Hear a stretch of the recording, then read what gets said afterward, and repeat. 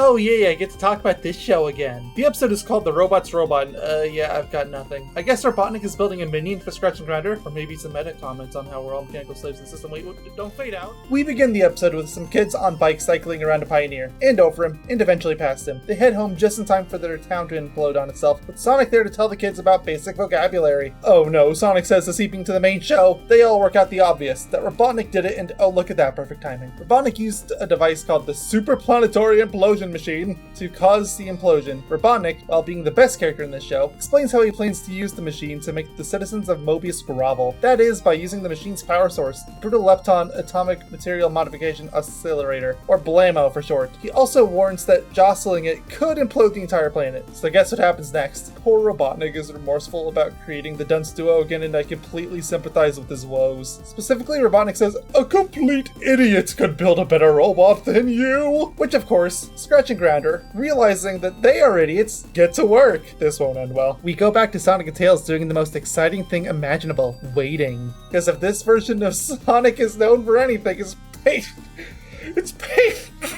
Sorry, I can't say it without laughing. This is so out of character, it's hilarious. Hello and welcome back to Statue Watch. We have a full house here today, including some potential spoilers, if you care about a show that is 30 years old and also not very good. So to begin, we have 6 statues from this episode, 3 of which I'm technically cheating with, because they're only really one statue. It's just, they look different enough. I decided to count it. I know I did something similar with other episodes before, so lay off me. Anyway, the first statue, it looks like an exact duplicate of episode 19, which I have 2 spaces to the right of it. I know it's a mess, but it is there. As far as I can tell, they're the same statue. Like, even the building next to it looks the same number of windows in the same places. Like, it's basically the same shot. I think the episode 58 version is a little shinier, but that's it. Episode 52, I have a little more to sink my teeth into because it's a screaming Eggman. It looks a lot like the episode 10-4, which is the top right image. It doesn't really have another analog. There's surprisingly not that many screaming Eggmen, and I'm very happy to have another one now. 58-3 was a smear frame that I had to be very quick to even grab. The only smear frame I had that even kinda looks similar to it though was 43-6,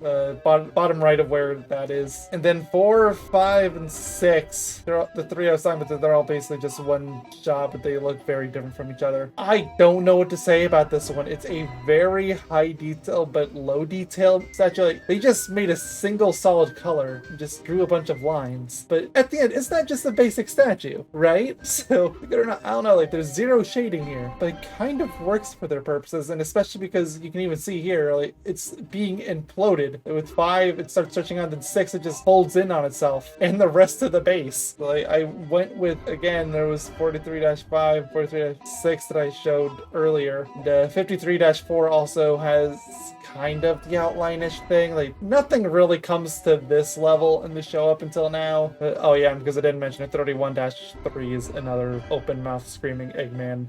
That's why that one's there. But yes, anyway, back to the episode. Sorry this was a long one that kind of spoils the episode again for a 30-plus-year-old show that's not good. But it's fine. We're going back. See you all back there in the episode. Scratch and Grounder finished working on their own robot, with Grounder losing his nose in the process, because of course he did. After arguing over what to call it, they agree to call the poor thing Robot. Yeah, this is gonna get real confusing real quick. Scratch and Grounder immediately get to work making their new robot slave, their words, not mine, do all the house chores they hate, starting with cleaning dirty dishes, which despite clearly being unhappy about, Robot does a great job. Such a great job that it overloads the machine used to hold the dishes. Robotnik walks in on this and takes it very well. He tells the robot off so much that it gets scared and runs away. Something about being turned into a popcorn machine, and tells Scratch and Grounder off the usual amount. Robot packs up its things and some things that aren't robots, like the Blamo, and leaves the fortress. Scratch and Grounder panic because, of course, they went to great lengths to explain how volatile Blamo is, so now they're paranoid. Sonic sees Robot run past him as he waits, and sees an ad in the paper for a robot. Wow,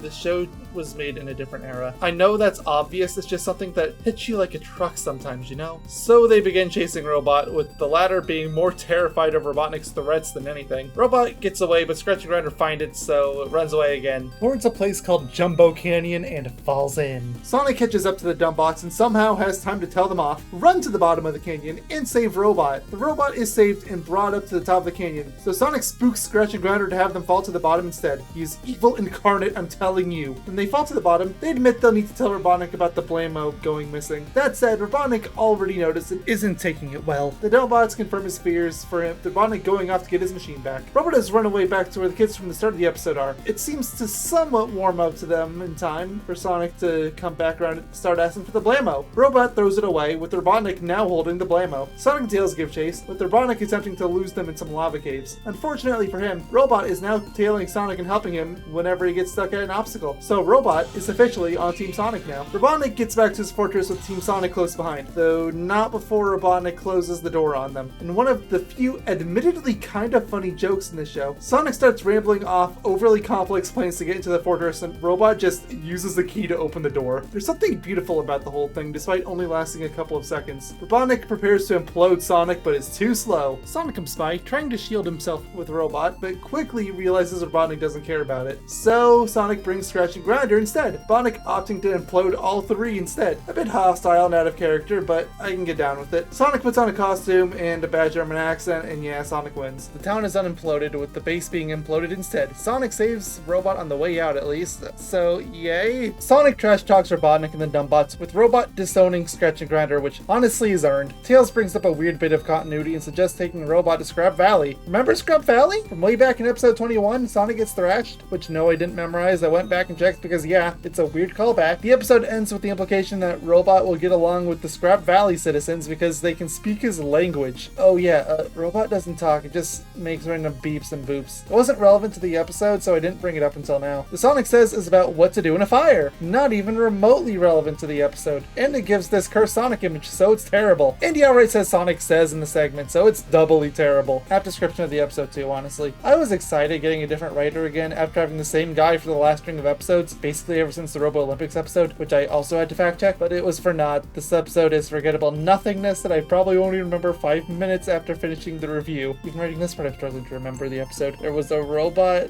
I think, what was its name? The robot Nate, I don't know, it's gone. Thank y'all for watching. Sorry if you had to deal with any audio weirdness. I was going through some mic fixes mid-part. I think I cut out all the really bad stuff, but again, sorry if any of it stayed there. Until next time, take care, stay safe, and have a good one. Bye-bye!